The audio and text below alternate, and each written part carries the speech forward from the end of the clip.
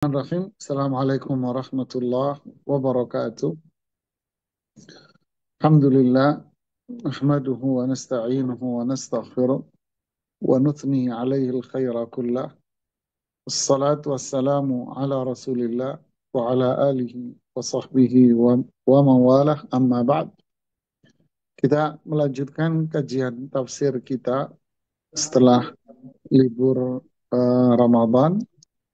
Semoga Allah Subhanahu wa taala menerima amal ibadah kita semua di bulan Ramadan dan memberikan keteguhan iman untuk tetap menjaga dan mempertahankan amal saleh kita semuanya. Sebelum kita melanjutkan kajian ini, saya ingin sedikit menasehati diri saya sendiri dan mengingatkan semuanya. Ada ungkapan menarik dari sahabat Fudail ibnu Iyad. Beliau menasehati seorang pejalan kaki yang beliau temui di jalan. Ketika beliau bertanya kepada sang pejalan kaki itu, berapa umurmu? Kemudian si pejalan kaki menjawab, 60 tahun. Lalu Fudail menjawab, Subhanallah, sudah 60 tahun kamu berjalan menuju Allah. Sungguh perjalananmu sekarang sudah dekat. Ya. Sudah 60 tahun kamu berjalan menuju Allah. Perjalananmu sudah dekat. Lalu sang pejalan kaki itu bertanya, apa yang harus saya siapkan? Lalu beliau Fudail ibnu Iyad menjawab, ahsin ma baki, yughfar lak ma qad sal ma madha. Berbuat baiklah untuk sisa kehidupan kita. Berbuat baiklah untuk hari esok. Pasti kekurangan, kelemahan, kesalahan kita di hari-hari kemarin Allah akan ampuni. Wa in asa'ta ukhidha laka ma madha wa ma baqi.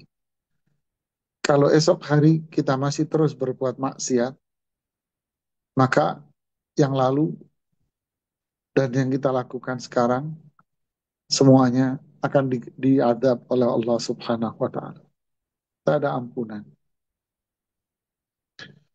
Nah, atas dasar itulah Allah Subhanahu wa taala berfirman, "Ya ayyuhalladzina amanu taqullah wal tanzur nafsum ma qaddamat lighad."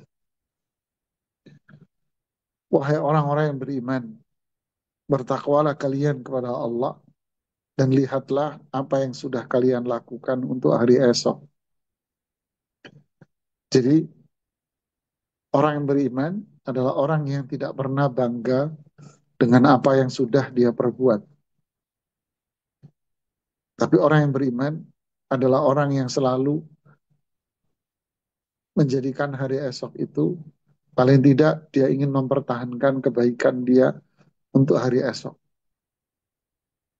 Dia ingin jaga, seperti sabda Nabi SAW, Qul amantu billah thumma istaqim.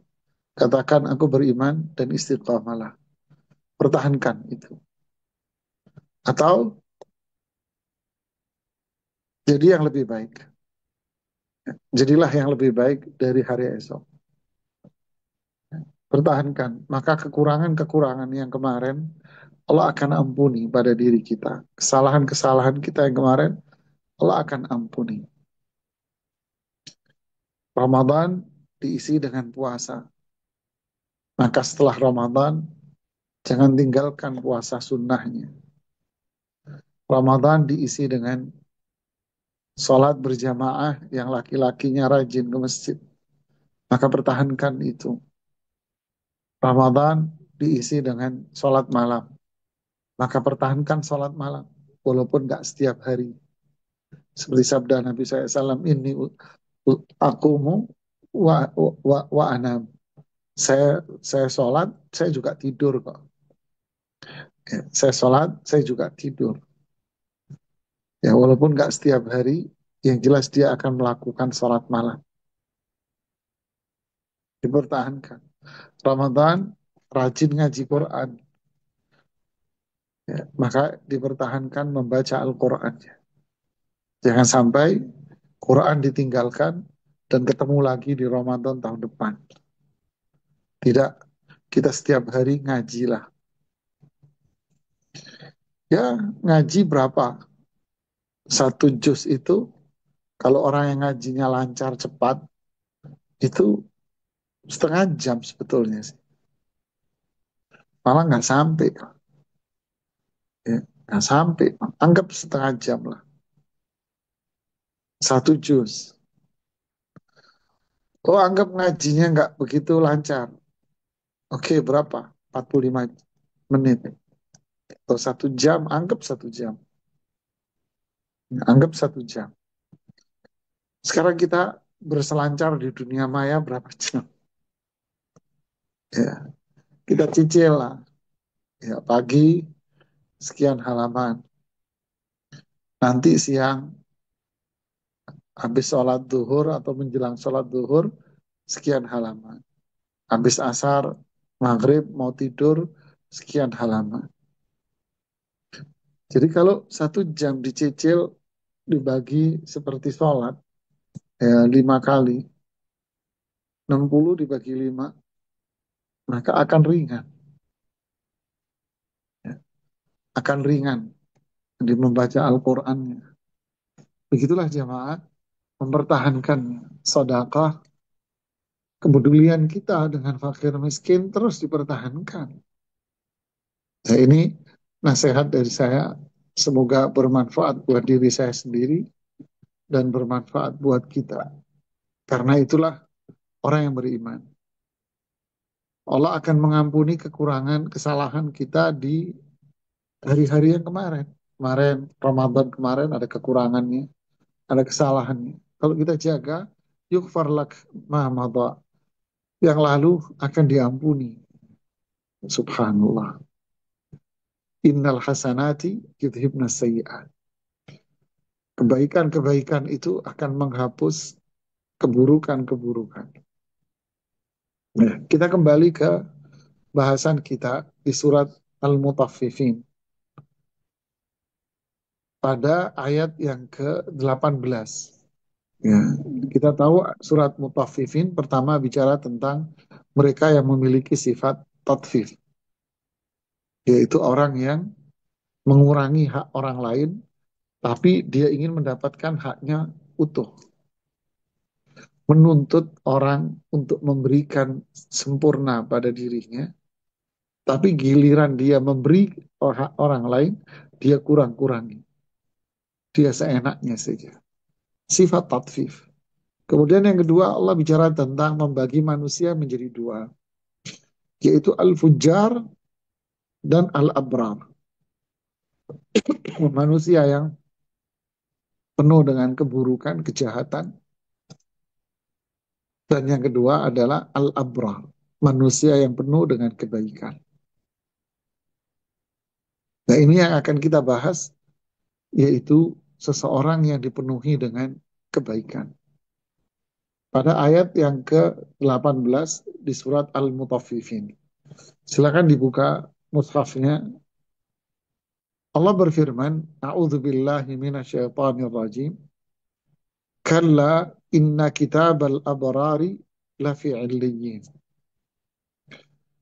Kalla kalau kita artikan di sini dengan makna sungguh, sungguh. Inna kitabal abrar. Ya, catatan-catatan mereka yang dipenuhi dengan kebaikan itu lafi 'illiyyin, berada di tempat yang tinggi. Imam As-Sa'di rahimahullah ta'ala mengatakan, kajian kita dari kitab beliau tafsir As-Sa'di, lamma dzakara, beliau mengatakan rahimahullah ta'ala rahmatan wasi'ah, lamma dzakara anna kitab al-fujjari fi asfal al-amkina wa adyaqiha, ketika Allah menyebutkan bahwa catatan orang-orang yang penuh dengan keburukan itu di tempat yang paling rendah dan tempat yang paling sempit. Ini yang sudah Allah sebutkan, yaitu pada bagian pertama dari pengelompokan manusia, yaitu kalla inna kitabal fujjari lafi sijjin. Sungguh catatan orang-orang yang berbuat kejahatan itu berada di tempat yang paling rendah di bumi ini, rendah di paling bawah dari bumi. Wa'ad dan yang paling sempit. Zakara Allah lanjutkan dengan menyebutkan anna kitabal abrari fi a'la wa awsa'iha wa afsahiha. Allah sebutkan bahwa catatan orang yang berbuat baik itu di atas yang paling tinggi. Di atas langit, berarti di atas langit yang ketujuh sana.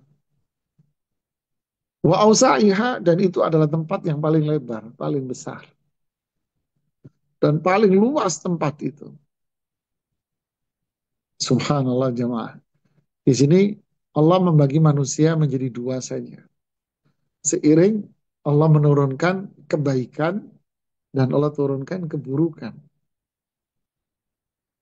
Tahadainahun najdain. Kami jelaskan dua jalan. Jalan kebaikan dan jalan keburukan. Fa'alhamaha fujuraha wa taqwaha. Kami jelaskan jalan keburukan sebagaimana kami jelaskan kepada jalan kebaikan. Berarti manusia hanya terbagi menjadi dua saja. Ada manusia yang baik dan ada manusia yang buruk. Tidak ada manusia yang tengah-tengah. Nggak ada. Nggak ada manusia yang tengah-tengah, nggak ada. Atau manusia yang ke sana kemari, yaitu tengah-tengah itu. Mungkin mungkin seperti konsep orang liberal kan, tidak boleh kita mengklaim diri kita paling baik dan tidak boleh mengatakan bahwa orang lain itu jelek dan salah. Itu kan liberal. Artinya apa? Semua manusia itu bagus dan baik. Ya, makanya orang-orang liberal ini mereka tidak beriman dengan keberadaan surga dan neraka. Dan mengklaim Anda sendiri masuk surga, ini masuk neraka, dan tidak boleh mengatakan ini kafir, mereka tidak mau itu. Ya itulah jiwa mereka yang ingin menutupi kesalahannya sebetulnya. Mau nggak mau, yang jelas kalau dalam sebuah lomba, pasti ada yang menang, ada yang kalah. Dan pasti kalimatnya cuma dua, menang dan kalah.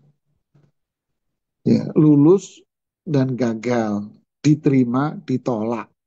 Selalu kan begitu. Baik dan buruk. Nah, ini yang ada. Kalau nggak masuk dalam lingkaran baik atau masuk dalam lingkaran yang buruk.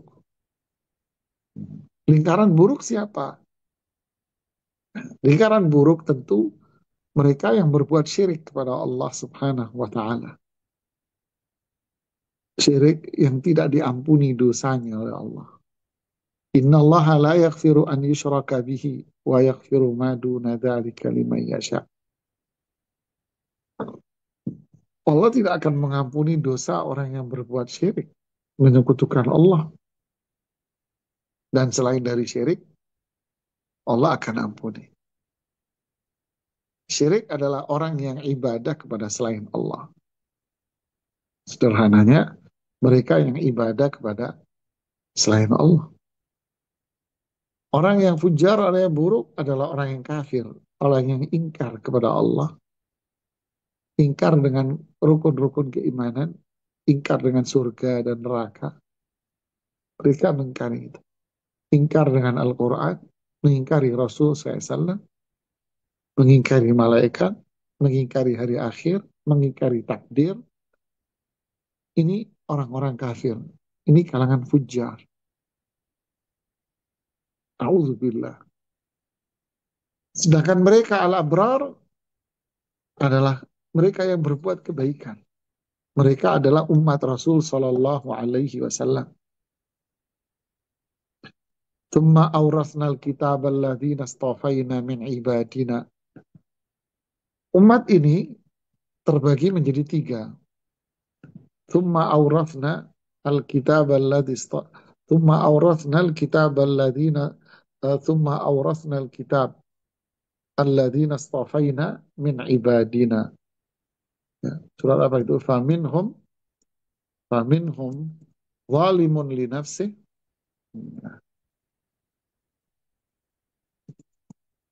Ya, faminhum zalimun li nafsih wa minhum muqtasid wa minhum sabiqun bil khairati biidnillah. Di surat Fatir ayat 32. Umat Rasul SAW al-abrar, baik. Orang-orang yang baik dari umat Rasul Sallallahu Alaihi Wasallam terbagi menjadi tiga. Jadi umat Rasul SAW ini terbagi menjadi tiga. Seperti yang Allah sebutkan di surat Fatir ayat 32. Thumma awratnal kitab alladhina astafaina min ibadina. Kemudian kami wariskan Al-Quran ini kepada hamba-hambaku yang telah kami pilih. Allah. Siapa mereka? Para ahli tafsir mengatakan ini adalah umat Rasul Sallallahu Alaihi Wasallam. Kami wariskan Al-Quran. Kami wariskan petunjuk Rasul Sallallahu Alaihi Wasallam sunnahnya kepada hamba-hambaku yang telah kami pilih. Lalu Allah membagi hamba-hamba Allah ini menjadi tiga. Yang pertama, faminhum zalimun li nafsi, mereka yang berbuat zalim. Yang kedua, wa minhum muqtasid, mereka yang sedang-sedang saja. Yang ketiga, wa minhum sabiqun bil khairat, mereka yang berlomba-lomba dalam kebaikan. Biiznillah, dengan izin Allah. Siapa umat Rasul SAW yang zalim? Yaitu umat Rasul SAW yang ya terkadang meninggalkan kewajiban. Maksiat lah istilahnya. Meninggalkan apa yang Allah wajibkan dan mengerjakan apa yang Allah larang. Zalim dia. Tapi orang ini tidak sampai berbuat syirik. Ya, dia tidak berbuat apa? Syirik, enggak. Cuma dia maksiat ya, meninggalkan perintah dan mengerjakan larangan. Zalim. Tapi mereka umat Rasulullah SAW. Rasulullah SAW mengatakan, wa syafa'ati li ahlil kabairi min ummati. Nanti syafaat Rasulullah SAW akan Rasulullah SAW berikan kepada umatku yang berbuat dosa ini. Yang berbuat dosa-dosa besar ini. Rasul kasih syafaat. Berarti nggak diadab gitu Ustaz. Ya diadab mas. Diadab dulu di neraka. Berapa lama hanya Allah yang tahu. Kemudian Rasulullah SAW memberikan syafaat. Lalu diangkat dan dimasukkan ke dalam surga. Cadar dulu. Ya ada kebaikan. Akhriju minan nar man kana fi qalbihi mithqala dzarratin min iman. Keluarkan dari neraka siapapun yang di dalam hatinya ada seukuran darah. Kecil sekali dari iman, keluarin dari neraka. Sudah cukup diadab, ada iman di hatinya, keluarin. Ada kebaikan Allah ber. Tapi diadab dulu dong. Ya, kita nggak mau yang ini. Ini umat Rasul SAW. Mereka tidak syirik. Kalau syirik, ya udah kelar di neraka selama-lamanya. Yang kedua, muqtasid. Muqtasid ini adalah umat Rasul SAW yang mengerjakan semua yang diwajibkan, meninggalkan semua yang diharamkan. Tapi yang sunnah-sunnah, dia kadang ngerjain, lebih sering dia tinggalkan yang sunnah itu. Yang makruh, lebih sering dia kerjakan daripada dia tinggalkan. Baratnya kalau sholat 5 waktu saja. Yang sunnah jarang-jarang. Ramadan, puasa, ya Ramadan tok deh puasanya. Ya Ramadan aja dia puasanya. Puasa sunnah, tak ada. Kadang sekali. Ya. Zakat dikeluarin. Zakat dihitung. Wah dihitung bener sama dia, takut salah ngitung. Sedekahnya udah cukup. Kan sudah ngeluarin zakat saya. Ya. Haji, udah cukup. Pernah dulu saya haji, udah cukup sekali mas. Umrah, udah sekali saya. Udah 2 kali malah dulu, udah nggak pernah ngampol lagi ini. Dia cukup mengerjakan yang wajib, yang sunnahnya oga. Yang dosa besar dia akan tinggalkan. Tapi yang makruh-makruh masih dikerjain. Ini yang muktasid sedang. Masuk surga? Masuklah. Dia masuk surga. Langsung Ustaz? Enggak, dihisap dulu. Panjang tuh, mesti dihisap. Tapi hisapnya ringan lah. Dia dihisap ringan. Yang ketiga, mereka yang berlomba-lomba dalam kebaikan. Siapa ini? Oh, inilah the best dari Al-Abrar. Ini the best dari Al-Abrar. Siapa mereka? Mengerjakan semua yang diwajibkan, mengerjakan semua yang disunnahkan, meninggalkan semua yang dilarang, baik itu haram maupun makruh, dia akan tinggalkan. Jadi, kalau ibadah, sholat, wajib, ya. Sholat sunnah, kerjain. Sholat malam, rajin. Allah nih. Zakat, oh ya. Sedekah, wah luar biasa. Puasa, Ramadan, wah semangat. Puasa sunnah, jalan terus. Dia kayak nih haji, waduh imigrasi apal sama dia jemaah. Umroh, waduh sampai apal tuh imigrasinya. Imigrasi Arab apal, lo lagi gitu ya. Ngaji Qurannya, waduh hebat ya. Insya Allah kerjain. Ini the best, ini al-abrar the best ini. Yang kita mau kayak gini. Masuk surga, masuk surga tanpa hisab, tanpa azab. Inilah masuk surga yang nyelonong. Lu katanya cuma 70.000 Ustaz. Enggak. Siapapun bisa masuk. Ya. Subhanallah. Inilah kata al-abrar. Kita pilih yang mana? Mau zalim? Masih diadab dulu. Oke. Dihisab yang ringan. Ya kalau bisa jangan yang inilah masih melalui hisab ini. Tapi kalau bisa yang ketiga ini. Apa sabiqun bil khairat. Kita ingin menjadi sabiq bil khairat. Makanya di mukaddimah tadi kita jaga apa yang sudah kita perjuangkan di bulan Ramadan yang lalu. Kita berjuang, kita jaga, dan kita perjuangkan terus untuk hari esok. Kita ingin melawan hawa nafsu kita. Agar catatan-catatan amal kita di atas langit yang tujuh sana. Bukan di bawah kesengsaraan. Tidak. Agar semua catatan kita ini adem semuanya. Ya. Rajin bertaubat, rajin istighfar. Tuba liman wajada fi sahifatihi istighfaran kathira. Kata Rasulullah SAW, sungguh beruntung orang yang mendapatkan di catatannya itu rajin istighfar. Oh, malaikat bilang nih orang rajin istighfar nih. Rajin dia bilang setiap hari astagfirullah, astagfirullah, astagfirullah, astagfirullah, astagfirullah. Biar apa? Biar catatan lembaran dia adalah catatan yang semuanya baik. Nah, inilah yang disebut dengan nama tuba. Tuba ini ada yang bilang ini ada nama surga, nama pohon di surga, nama kenikmatan surga. Yang jelas keberuntungan, kebahagiaan dengan surga. Siapa? Seorang yang menjadi bagian dari kata al-abrar. Catatannya aja sudah mulia tempatnya. Apalagi nanti orangnya. Ya. Allahumma ja'alna minhum. Semoga kita menjadi bagian dari orang-orang yang seperti ini. Kembali Allah berfirman di ayat yang ke-19. Wa ma adraka ma illiyun.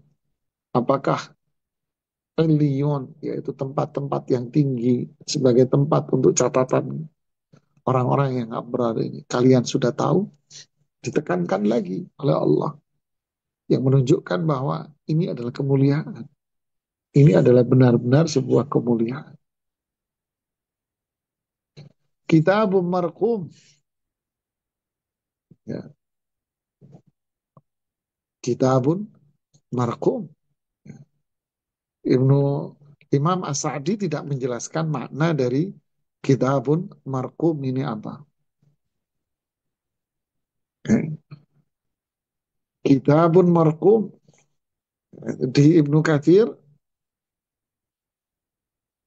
tidak disebutkan penjelasan juga tentang makna al-marqum ini. Kita lihat di yang lainnya, kitabun marqum. Apa itu kitabun marqum? Hmm? Kitabun marqum yashhaduhul muqarrabun. Nah, di tafsir Ibnu Jarir At-Tabari, ini tafsir paling tua nih jemaah. Ibnu Jarir Abu Ja'far, Ibnu Jarir At-Tabari wafat tahun 310 Hijriah. Beliau mengatakan kitabun marqum itu kitab lembaran catatan yang diisi catatan dari orang-orang abror tadi itu, marqum. Maksudnya marqum di sini kata beliau adalah ai maktubun bi amanin minallah iya, yaitu terjaga. Ini kitabun lembaran-lembaran yang berisi catatan dari apa yang diperbuat oleh orang-orang abror tadi itu marqum, yaitu bi aman, yaitu berada dalam penjagaan Allah Subhanahu wa taala. Minallahi iyahu minan nar, dijaga jangan sampai catatannya ini berada dalam kebinasaan. Minan nar, berada dalam apa? Neraka. Jangan sampai catatannya itu ditaruh di neraka. Enggak. Innalillah wa inna ilaihi raji'un. Ya, jangan sampai catatannya itu berada di neraka. Tapi catatannya itu dijaga oleh Allah di sisi Allah, berarti di surga. Ini yang diharapkan. Yashhaduhul muqarrabun. Masya Allah, dijaga sama Allah dengan penuh kuatnya. Yashhaduhul muqarrabun. Disaksikan oleh hamba-hamba Allah yang dekat. Siapa yang dimaksud dekat? Para ulama tafsir mengatakan, Imam Sa'di menyimpulkan juga minal malaikatil kiram. Jadi catatannya dijaga sama Allah, jangan sampai dicolong setan, dirubah sama setan. Nggak mungkin lah, Allah yang jaga kok. Di mana? Di tempat yang aman, di tempat yang paling tinggi di surga. Yashhaduhul muqarrabun, disaksikan oleh hamba-hamba Allah yang dekat. Siapa itu? Dari kalangan para malaikat yang mulia. Wa arwahil anbiya, dan disaksikan oleh roh-roh para nabi. Wa siddiqin, dan di situ juga ada roh-rohnya orang-orang yang siddiq.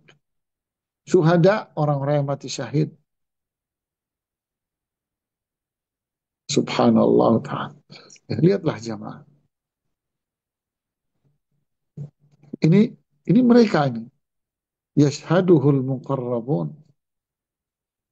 Artinya, kata Imam Sa'di, bahwa catatan amal itu memang berada bidzikrihim fil mala'il a'la.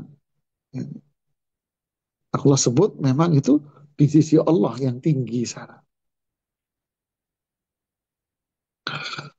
Para ulama mengatakan Iliyun ini sebetulnya nama surga. Kata Imam Sa'di, ismun li'a'lal jannah. Itu adalah nama surga yang paling tinggi. Ya Allah, jamaah ya. Jadi catatannya saja sudah berada di surga paling tinggi. Lantas bagaimana dengan orangnya? Allahumma ja'alna minhum. Allahumma ja'alna minhum. Ya Allah, jadikan kita semua bagian dari orang-orang yang abrar. Ya, semoga ilmu yang kita pelajari melahirkan albir, kebaikan. Innal abrara lafi na'im. Pada ayat yang 22.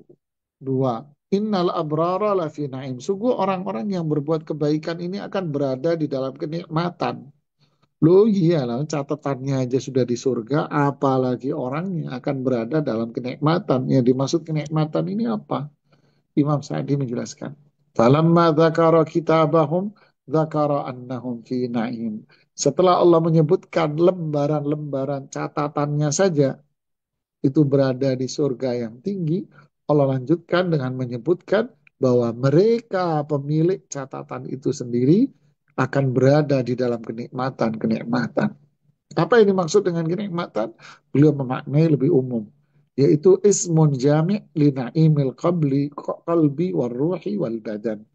Kenikmatan ini mencakup segala sesuatu, apapun kenikmatan yang akan bisa dirasakan oleh hati, dirasakan oleh roh, dan dirasakan oleh badan. Ya. Ini bukan kenikmatan yang bersifat hati pikiran kata mereka. Enggak. Kenikmatan ini dirasakan oleh hatinya, rohnya, badannya akan merasakan kenikmatan, yaitu dia akan berada di dalam surga Allah Subhanahu wa taala. Allahu Akbar. Baru setelah itu Allah menyebutkan apa kenikmatan-kenikmatan yang Allah sediakan buat mereka yang telah menjalani kehidupannya selama di dunia dengan penuh kebaikan. Tauhid, ketaatan kepada Allah dan Rasulnya, menjalankan petunjuk Rasul SAW, apa saja kenikmatan yang bakal mereka peroleh di surga, itulah kelanjutannya dari ayat 23 dan seterusnya. Ya, sampai di sini saja. Kita lanjutkan dengan pertanyaan-pertanyaan. Silahkan, barakallahu fiikum. Alhamdulillah, syukur Ustaz atas materi yang sudah disampaikan. Kita masuk ke sesi selanjutnya, ini sesi tanya jawab yang silakan kepada jamaah. Yang hendak bertanya bisa bertanya secara langsung dengan raise hand terlebih dahulu atau bisa menuliskan pertanyaannya di kolom komentar.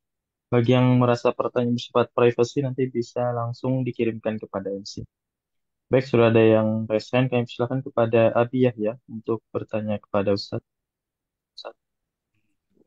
Assalamualaikum warahmatullahi wabarakatuh.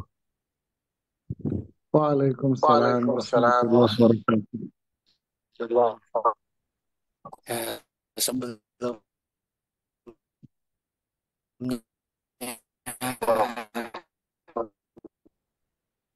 sebelumnya Putus-putus. takobala. Ya, eh, tak, ya, Ustaz, saya ingin bertanya, Ustaz, ya. bagaimanakah bagaimana seorang pendosa itu bisa nggak sih orang yang dosanya banyak banget, terus amalan sunnahnya kurang gitu, bisa dapat nggak sih caranya untuk meraih derajat al-abror itu gimana, Ustaz? Kira-kira apa bisa nggak ya Ustaz ya? Itu aja Ustaz. Assalamualaikum warahmatullahi wabarakatuh. Assalamualaikum warahmatullahi wabarakatuh. Pertanyaannya cukup bagus sekali, Assalamualaikum Pak. warahmatullahi Masya Allah, barakallahu fiik. Allah itu punya nama Rahman, Rahim.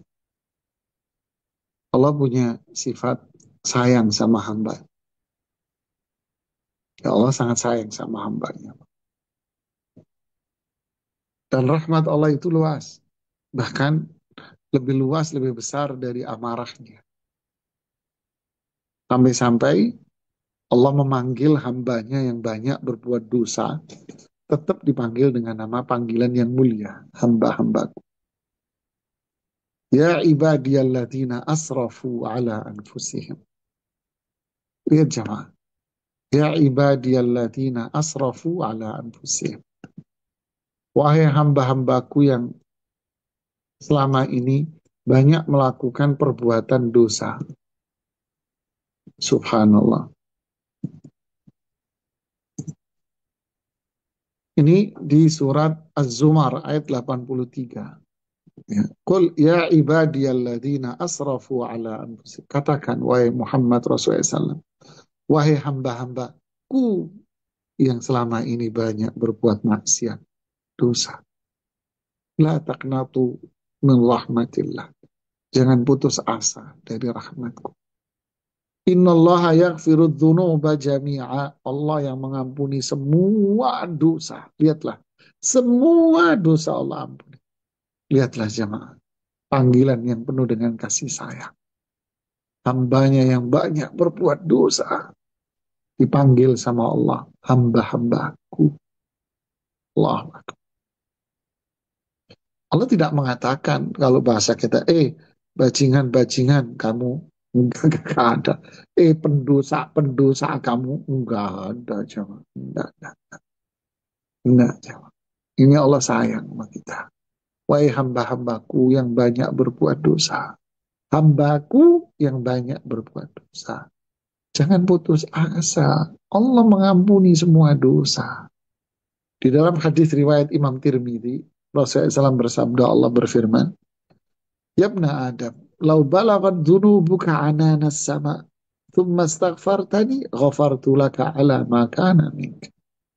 Wahai anak Adam, andai kata dosamu itu sudah bumi nggak nampung, sudah sampai ke langit sana fis sama, udah begitu banyaknya dosa kamu. Thumma astaghfartani, kemudian kamu taubat. Kemudian kamu taubat. Ghafartu laka ala ma kana. Saya ampuni kamu. Saya ampuni. Allah. Seberapa besar dosa kita kalau kita kembali kepada Allah dengan taubat. Saya ampuni. Taubat yang mana? Taubat yang benar. Ya, itu apa? Menyesali semuanya. Meninggalkan dosanya. Meninggalkan lingkungan. Meninggalkan teman. Janji untuk berbuat kebaikan. Melakukan itu ikhlas karena Allah. Ini taubatnya. Para ulama mengatakan, kalau kita istighfar, astaghfirullah, astaghfirullah. Tapi hati ini masih terikat dengan maksiat. Candaan kita jamaah, mulutnya istighfar, kantongnya masih ada rokok sebungkus. Astagfirullah. Kantongnya ada rokok sebungkus. Nanti kalau udah mulutnya asem lagi, astagfirullah, ditaruh rokok. Ini kadzab kata para ulama, ini pembohong. Kalau dia istighfar yang benar, pasti hatinya itu sudah tidak ada ikatan dengan maksiat. Ya, kalau dia istighfar benar, hatinya tidak akan terikat dengan maksiat. Mudah. Subhanallah. Jadi inilah Islam yang indah. Ya, Islam bukan untuk kalangan khusus. Kebaikan, kemuliaan surga bukan kalangan. Siapapun bisa masuk surga kalau kita mengikuti jalurnya yang benar. Wallahu a'lam.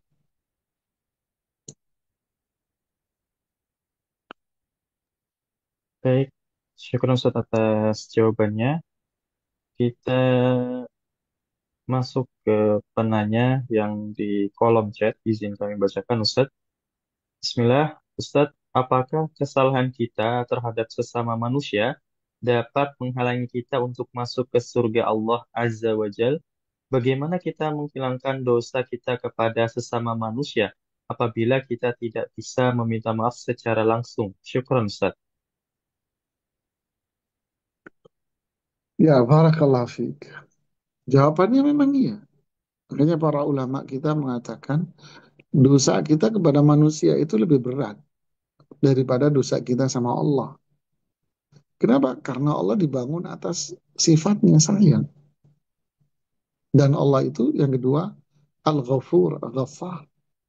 Allah itu punya sifat maha pengampun, menghapus. Allah itu punya sifat Al-Afu, menghapus. Allah punya nama At-Tawwab. Allah itu akan menerima taubat hambanya. Hapus, selesai, clear, jamaah. Kalau kita melakukan itu. Tapi kalau dosa kita sama manusia, udah bisa, ini haknya orang. Hanya ingat gak kita khutbah Rasulullah SAW yang terakhir, khutbah ceramah besar Nabi SAW yang terakhir, yaitu kapan? Pada waktu haji, terakhir itu sudah. Habis itu kan sakit beliau. Hanya orang tertentu aja yang dengar. Itu khutbah besar Rasulullah SAW di depan semua umatnya. Beliau bilang apa? Inna dima'akum wa amwalakum wa a'radakum haramun alaikum ka hurmati yaumikum hadha fi syahrikum hadha. fi baladikum hadha ala hal ballagt Allahumma syhad. Allahu akbar. Ketahuilah sesungguhnya darah-darah kalian itu suci terjaga. Harta-harta kalian suci terjaga. Kehormatan kalian itu suci terjaga. Kahormati yaumikum hada. Seperti kesucian hari ini, hari Arafah. Kesucian kota ini adalah kota Makkah. Bulan ini yaitu bulan haram. Saya sudah menyampaikan tugas saya semuanya. Tolong kalian persaksikan bahwa saya sudah menyampaikannya. Oh berat jemaah. Berat, berat. Karena kalau dosa sama manusia itu syarat taubat yang saya jelaskan tadi itu nambah. Apa itu meminta maaf? Membunuh, melukai, mencederai, minta maaf sama dia. Mengambil hartanya, kembalikan hartanya. Orang udah mati, Ustaz. Udah meninggal. Kan ada ahli warisnya. Ya kan? Ada ahli warisnya. Bayarin. Karena saya dulu pernah mengambil harta milik orang tua Anda. Nih, saya balikin. Balikin. A'rad, kehormatan. Ini orang pernah dimaki-maki, dicela, dihina, direndahkan, difitnah. Istilahnya disebarluaskan berita yang tidak sesuai dengan realita, kenyataannya hoax. Disebarkan berita-berita itu. Ghibah, namimah. Maka dia harus minta maaf kepada yang sanggup bersangkutan. Jika tidak, maka dia takut menjadi orang yang apa? Muflis, bangkrut, pailit. Apa itu? Nanti di hari kiamat, orang manusia yang telah didolimi tadi itu akan menuntut balas di hadapan Allah. Ya Allah, saya dulu pernah dikebukin. Ya Allah, harta saya pernah diambil sama dia. Warisan saya, hak saya nggak dibagi, dimakan sama dia. Ya Allah, saya pernah dicaci maki sama dia. Ya Allah, saya pernah diribain. Ya Allah, saya pernah disebarluaskan berita bohong tentang diri saya. Saya pernah difitnah sama dia. Maka pahalanya dia yang diambil sama Allah lalu diberikan kepada orang yang dizalimi. Asalnya mau masuk surga nggak jadi. Makanya disebut bangkrut, pailit, akhirnya masuk neraka.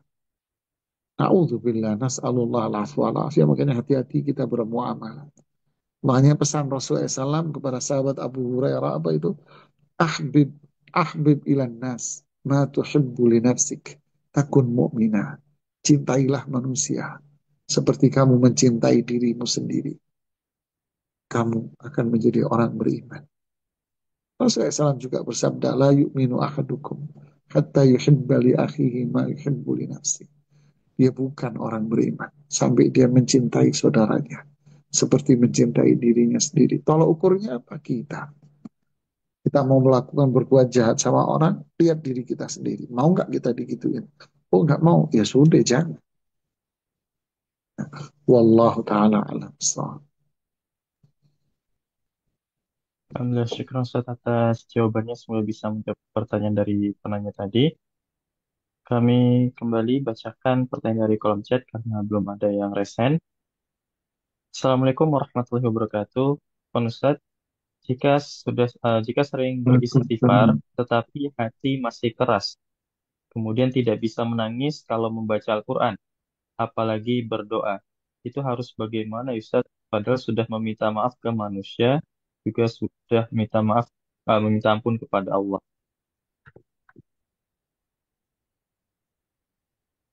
Fadal, Barakallahu Ustadz. fiik. Ini menarik ini pertanyaan begini. Mungkin kita ini terjebak satu mindset ya maaf bahwa kalau kita makan akan terasa saat itu juga rasanya.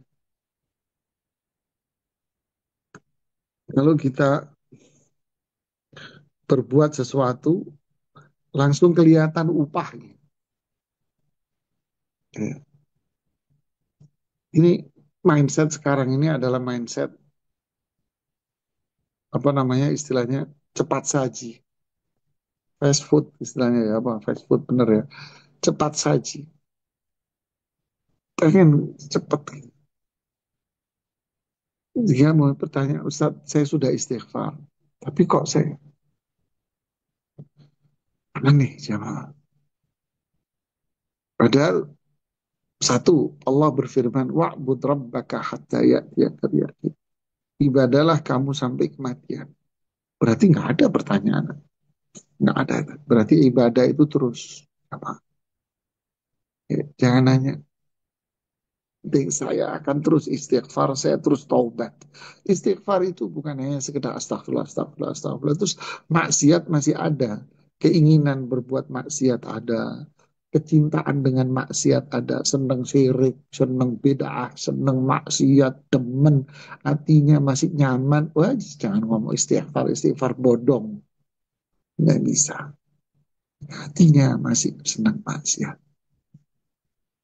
Terus gimana? Ibadah itu terus menerus, terus ibadah itu terus, taubat itu setiap hari, taubat istighfar itu sama.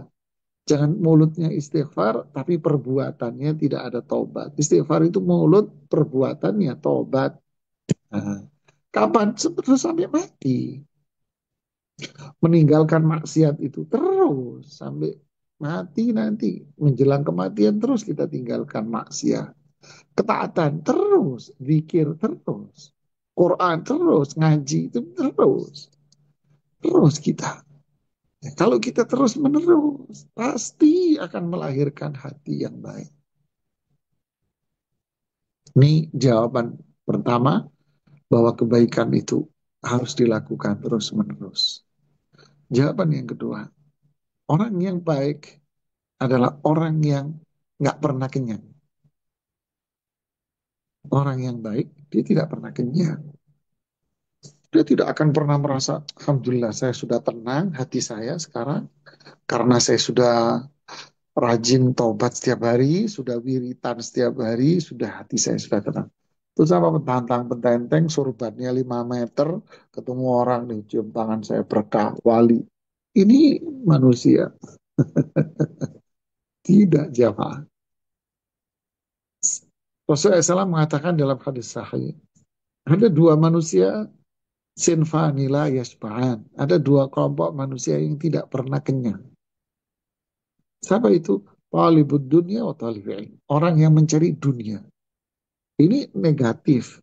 Nggak pernah kenyang dia. Sama. Yang kedua, orang yang belajar ilmu. Nah, ini yang mulia. Sama orang kalau sudah penuh hidupnya dengan kebaikan, dia tidak akan pernah merasa dirinya itu puas. Tidak akan merasa dirinya sudah bersih, sudah baik, sudah ini, sudah ini, saya sudah ini, saya sudah. Tidak pernah orang beriman merasa demikian. Justru semakin ibadah, dia akan semakin merasa dirinya itu kurang dan lapar. Jadi jawaban saya untuk pertanyaan itu secara spesifik yang ketiga, hilangkan perasaan itu. Perasaan apa? Pengen ngerasa diri saya itu bersih. Jangan. Tapi tumbuhkan di dalam diri kita. Apa itu? Semangat untuk ibadah. Semangat untuk dekat dengan Allah. Semangat untuk menjauhkan diri dari maksiat. Itu bukan itu. Jangan merasa diri kita sudah. Kalau memang kita merasa, oh saya kok ngaji Quran nggak nyaman, oh berarti saya masih banyak dosa. Berarti saya tingkatkan lagi taubat saya. Saya kok masih males ya melakukan ketaatan, berarti saya tingkatkan lagi taubat saya. Saya harus perangi, saya harus lawan. Agar saya bisa menikmati semuanya itu. Barakallahu fikum.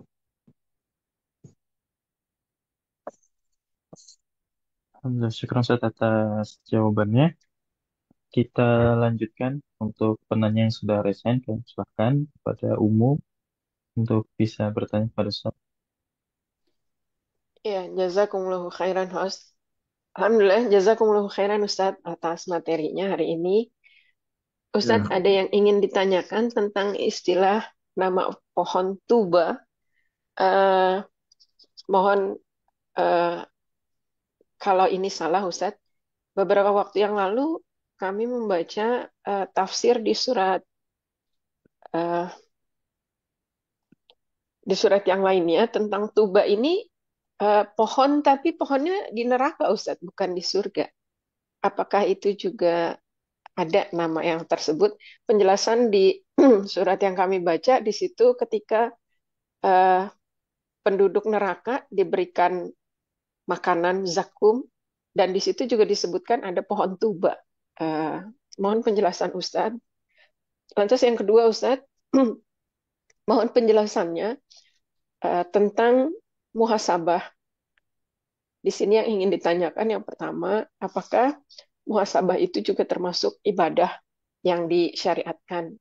Kemudian, apakah muhasabah di sini juga termasuk perbuatan-perbuatan kita di dunia yang tidak terkait syariat? Artinya, misalnya kalau kita bekerja atau harian-harian kita, apakah itu juga termasuk di dalamnya yang bisa kita ikut sertakan? Jazakumullahu khairan atas nasihat Ustaz. Ya, tuba.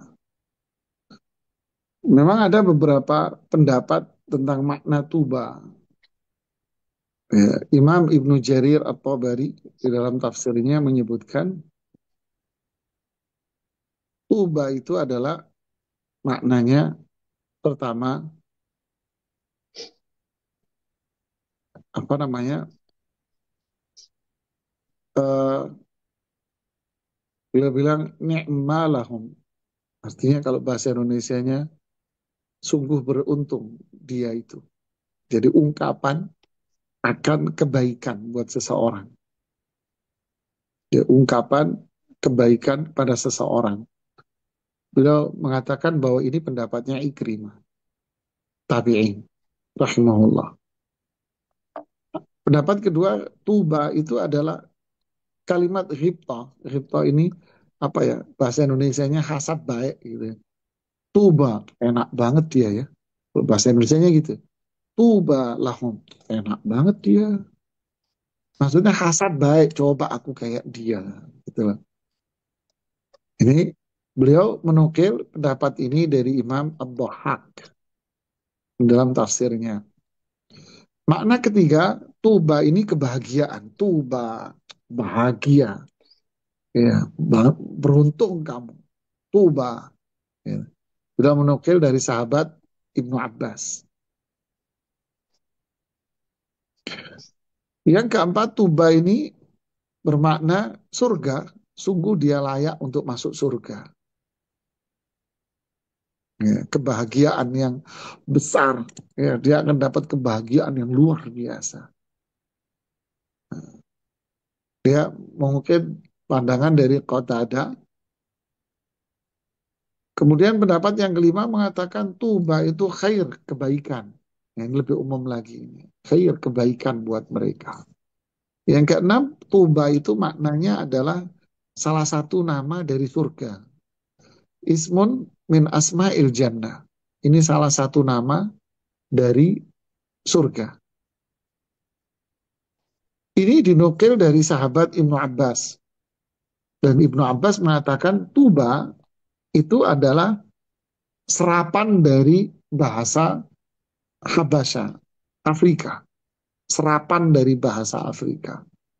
Ini disebutkan di tafsir Ibnu Jarir. Itu serapan dari bahasa Afrika, tapi jadi bahasa Arab tentunya karena sudah jadi di Al-Quran dipakai. Wallahu alam, ada yang mengatakan serapan dari bahasa-bahasa lain dari para ulama. Yang jelas tuba adalah nama dari surga. Pendapat yang lain mengatakan yang ketujuh, tuba itu adalah pohon di surga. Dan ini juga pendapat dari Ibnu Abbas. Dan juga pendapat dari sahabat Abu Hurairah dan Syahr Ibnu Hushab. Ya. Dan yang lainnya, para tabi'in yang lain, banyak sekali, ya, sangat banyak, berarti mayoritas para ulama tafsir di sini mengatakan bahwa tuba itu adalah pohon di surga. Dan Ibnu Jarir mengatakan bahkan ada beberapa riwayat hadis dari Rasul SAW bahwa beliau mengatakan tuba itu adalah pohon di surga. Seperti hadis Utbah bin Abdus Salam, Utbah bin Abd As-Sulami mengatakan ada seorang Arab Badui datang kepada Rasulullah SAW dan dia mengatakan, ya Rasulullah, fil jannati fakiha, apakah di surga ada buah-buahan? Beliau menjawab, na'am, fiha syajaratun tud'a tuba. Ya, di surga ada buah-buahan. Bahkan di surga ada pohon yang diberi nama dengan pohon tuba. Ya, disebut dengan nama pohon tuba.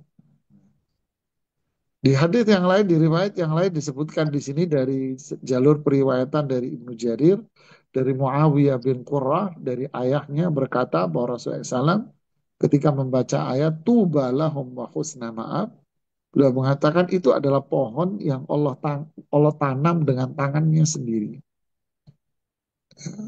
Dan seterusnya, bahwa itu adalah makna tuba. Dan di sini tidak disebutkan sama sekali bahwa tuba itu adalah malah pohon di neraka. Tidak. Mungkin salah dengar atau kalau nggak salah dengar ya berarti Ustadz yang menyampaikan mungkin salah ucap atau bagaimana. Ya, kita husnudzon saja. Wallahu a'lam. Ya Ustaz, Masya Allah. Jazakumullahu khairan Ustaz. Yang tentang muhasabah Ustaz. Oh iya, apa dari muhasabah? Ini Ya, yang kelihatannya kebanyakan makan lontong sampai pilek begini. ini Ustaz, alergi polen Ustaz. Karena sekarang di Amerika kan musim semi Ustaz. Jadi bunga-bunga bermekaran, polennya banyak. Jadi bikin Oh, alergi. oh, iya. Apa pertanyaan kedua tadi Syafaqillah? Tentang, ya amin. Tentang muhasabah Ustaz. Apakah muhasabah itu, ini yang ditanyakan, termasuk ibadah? Kemudian muhasabah yang sepertinya ini yang disyariatkan yang seperti apa?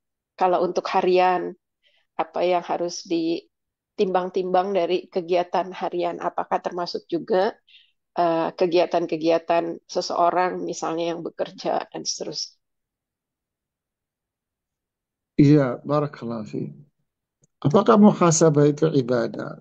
Jawabannya dari ayat yang saya baca tadi.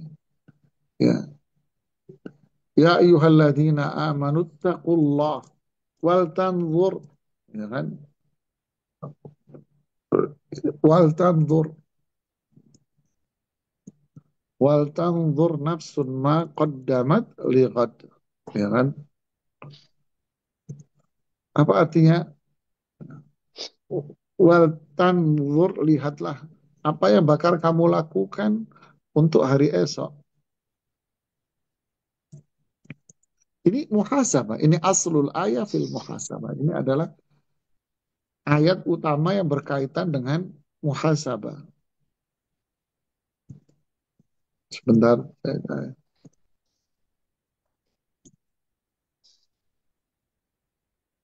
Ya, surat Al-Hasyr ayat 18.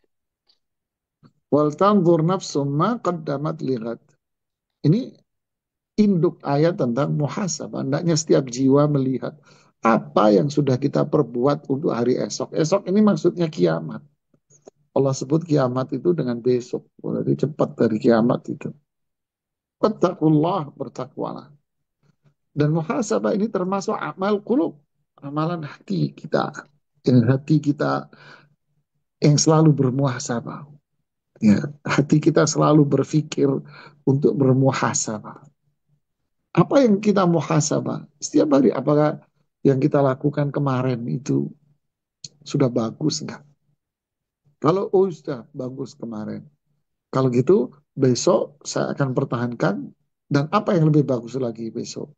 Oh besok lagi berarti saya kemarin baiknya kebaikannya masih kurang. Ini berarti dia akan muhasab. Oh kemarin saya masih banyak kekurangan begini, masih ini. Oh besok saya enggak. Setiap hari. Makanya Umar bin Khattab radhiyallahu anhu mengatakan hasibu anfusakum qabla an tuhasabu. Hisablah kalian, introspeksi dirilah kalian, muhasabahlah kalian sebelum kalian di muhasabah. Jadi muhasabah atas perbuatan yang sudah dilakukan, muhasabah perbuatan yang sedang dilakukan, muhasabah untuk hari esok. Demikian dibagi oleh Imam Ibnu Qayyim menjadi 3. Jadi berkesinambungan untuk melahirkan sosok yang lebih baik. Wallahu a'lam. Jazakumullah khairan Ustaz. Masih boleh satu lagi Ustaz? Boleh, Fadal. Ya. Assalamualaikum warahmatullahi wabarakatuh. Ustadz mohon penjelasannya tentang keafdalan puasa Syawal 6 hari. Apakah yang 6 hari berturut-turut saja yang paling utama dan mendapatkan pahala yang disebutkan, ataukah kalau kita melaksanakannya tidak berturut-turut, tetap itu juga afdal dan mendapat pahala yang disebutkan. Jazakumullahu khairan Ustadz. Ya, barakallahu fiik. Para ulama tidak membatasi puasa Syawal itu dengan berturut-turut karena memang tidak ada dalilnya. Ya, tidak ada dalil masalah berturut-turut atau tidak. Ya. Puasa Syawal bisa dilakukan secara berturut-turut. Bisa. Puasa Syawal bisa dilakukan dengan cara nggak nyicil. Nggak nyicil. Nyicil maksud saya. Dicicil. Gitu. Berturut-turut bisa. Oh, berturut-turut memakai orang Jawa dulu itu ya. Orang Jawa itu. Nah, ingat Abah Sayyidul Rahimahullah rahmatan wasi'ah. Kalau Lebaran hari kedua makan biasa. Hari pertama, hari kedua sudah puasa beliau. Ya, hari pertama masih lah makan apa semua gitu. Hari kedua udah puasa deh. Mandek udah. Mau silaturahmi ke keluarga-keluarganya dulu enggak, saya mau puasa dulu, saya mau di rumah. Ya. Puasa tuh 6 hari.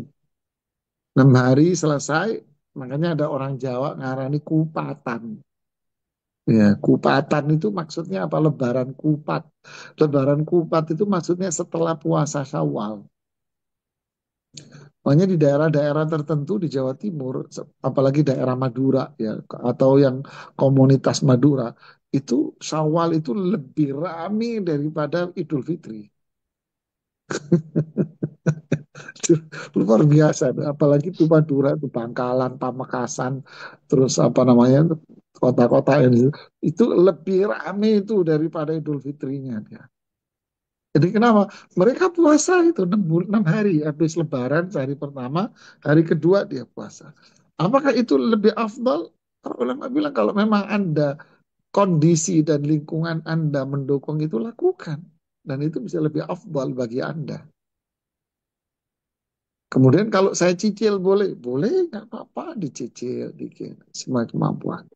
Malah para ulama sekarang mengatakan seperti yang saya dengar dari penjelasan Syekh Sulaiman Rohaili, hafizahullah taala, kalau Lebaran sekarang saya tidak menyarankan bagi Anda untuk puasa Syawal di hari kedua dan ketiga, katanya. Tapi Anda lebih tahu itu. Kenapa hari kedua masih Anda diundang sono, masih silaturahmi ke sana ke sana. Hari ketiga masih silaturahmi, keempat mungkin jalan-jalan sama anak-anak dan sebagainya.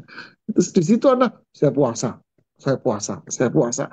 Anda tidak bagi, ini puasa sunnah katanya beliau. Nanti aja kalau kamu sudah nggak ada silaturahmi, nggak ada kemana-mana. Ya, ini intinya fleksibel puasa Syawal. Barakallahu fikum. Ya, jazakumullahu khairan Ustadz.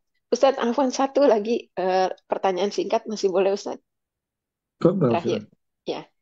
Assalamualaikum warahmatullahi wabarakatuh. Ustadz, mohon penjelasannya. Apakah istri pertama dan istri kedua mendapatkan warisan yang sama ketika suaminya meninggal?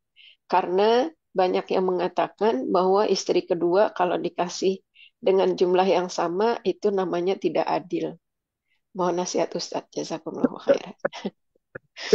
Ini paling lucu ini, bener. Ini perseteruan ibu-ibu begini ini, gitu ya. Nanti kalau menikah lagi suami saya gimana? Jadi ibu dalam masalah waris yang dilihat itu status, bukan yang dilihat kapan status itu terjadi. Tidak. Status di saat suami atau pewaris, ya bahasanya pewaris. Status di saat pewaris wafat, itu dia statusnya apa?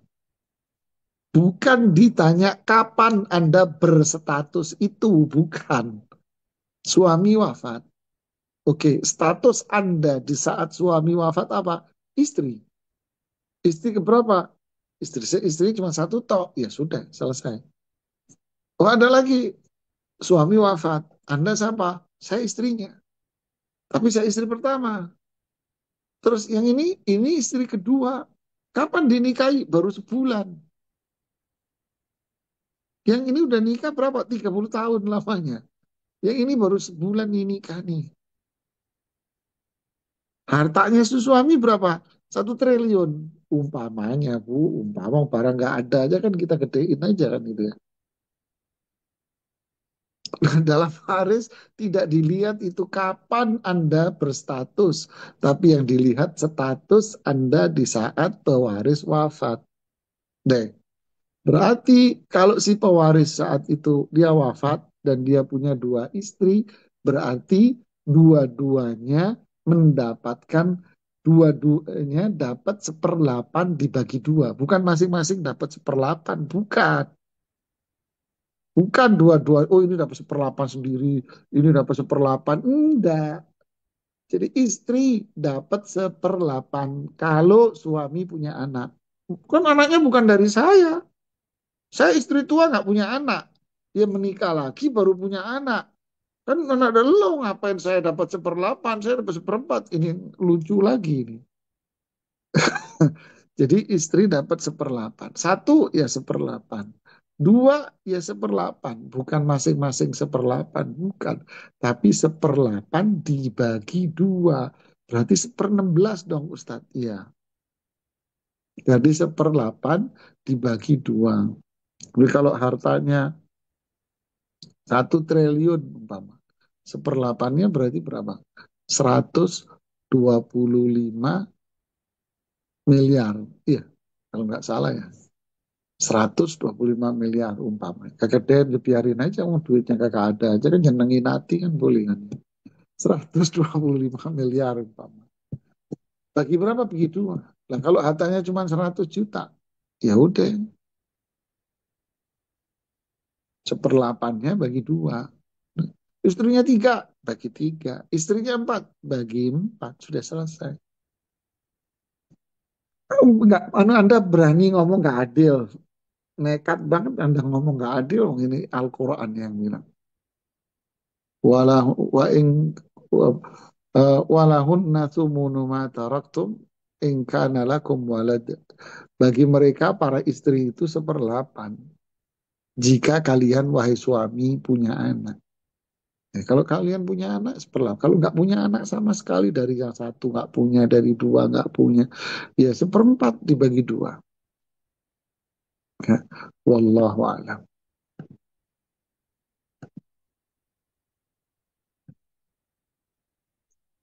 Ya. Baik, syukur Ustaz atas jawabannya. Masih ada pertanyaan yang masuk di kolom chat. Apakah masih bisa kita bacakan, Ustaz? Banyak. Ada 2 pertanyaan. Boleh silakan. Boleh. Baik. Bismillah, Ustaz. Apakah hukumnya seseorang berkata munafik kepada saudara muslimnya? Syukron atas jawabannya, Ustaz. Jawaban singkat. 1, itu mencela. Benar atau tidak benar Anda mencela orang dan itu perbuatan dosa. Ya kan? Benar atau salah itu tetap mencela. 1 itu sudah dosa.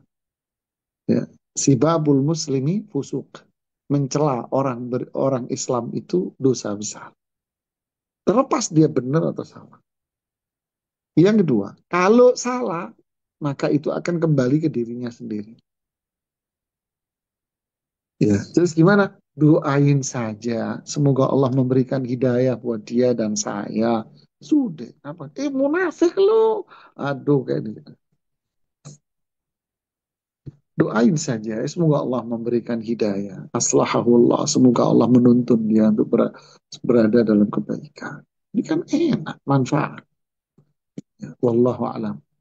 Yang terakhir. Baik, syukur Ustaz. Pertanyaan terakhir. Bismillahirrahmanirrahim. Assalamualaikum warahmatullahi wabarakatuh. Ahsanallahu ilaikum Ustaz. Eid Mubarak. Buat semua. Taqabbalallahu minna wa minkum. Amin. Semoga Ustadz dan Taqabbal ya keluarga Sayyid. serta teman-teman semua selalu dalam lindungan Allah. Dan semoga Allah menolong dan melindungi saudara-saudara kita di Palestina dan dimanapun berada. Amin. Amin. Ustadz, Allahumma. mohon penjelasannya. Ada seseorang yang bertanya pada kami, apakah taubat itu sebaiknya diberitahu? Karena ada orang yang terjatuh dalam kesalahan bertahun-tahun lalu dan digibahi terus-menerus sampai sekarang. Padahal bisa jadi orang tersebut sudah bertaubat. Dan apakah kita boleh bertanya pada orang yang melakukan kesalahan itu, apakah kamu Apa sudah bukan bertaubat? bukan taubat? Jazakallah khairan. Gimana, Ustaz? Masya Allah, barakallah. Enak lagi. Nggak perlu lah, itu kan amal khair, itu ibadah mulia. Amal khair aja nggak boleh Anda cerita-ceritain. Rajulun tasaddaqa biyaminihi fa'akhfaha hatta la ta'lama shimaluhu ma yunfiqu yaminu. Seseorang bersedekah dengan tangan kanan sampai tangan kirinya aja nggak tahu. Disembunyikan amal saleh. Apalagi itu taubat. Ya sembunyikan lah. Dicela orang, dia nggak, ya sudah doain saja, didoakan. Semoga Allah memberikan hidayah. Dan Anda dicela, dimaki-maki, dapat pahala dari dia. Transferan pahala dari dia. Apakah perlu saya klarifikasi? Ya, mau ngapain Anda klarifikasi? Mas, saya mau klarifikasi. Saya sudah tahu. Ya, buat apa? Buat apa? Jadi kesombongan buat Anda. Lahir ujub bahwa Anda sudah tobat. Ya. Apalagi saya sedikit mengomentari di pengajian-pengajian, menunjukkan apa ini talk show berbagi pengalaman dengan Al-Akh Fulan bin Fulan yang sudah hijrah dari pemain band, hijrah dari pemain rock, hijrah dari artis, duduk di depan umum ya. Dulu saya pemain band. Innalillah wa inna ilaihi raji'un. Apa ini? Anda cerita ke aib Anda di depan orang banyak. Nggak usah, nggak perlu. Cukup Ustadz menjelaskan tentang taubat, apa itu taubat, keutamaan taubat, bagaimana cara taubat, apakah taubat itu terbuka, itu selesai, cukup kita doakan semuanya. Sudah, nggak perlu dicerita-ceritakan, ini adalah amal khair, kita sembunyikan, jangan sampai tumbuh di sini ujub, kibria, sombong, dan sebagainya. Na'udzubillah. Ya, ini yang bisa saya sampaikan. Semoga bermanfaat buat semuanya. Jazakumullahu khairan. Taqabbalallahu minna wa minkum salihal a'mal. Kullu amin wa antum bi khair. Allahumma ya musabbital qulub, thabbit qulubana ala dinik. Subhanakallahumma bihamdik. Asyhadu an la ilaha illa anta. Astaghfiruka wa atubu ilaik. Assalamualaikum warahmatullahi wabarakatuh.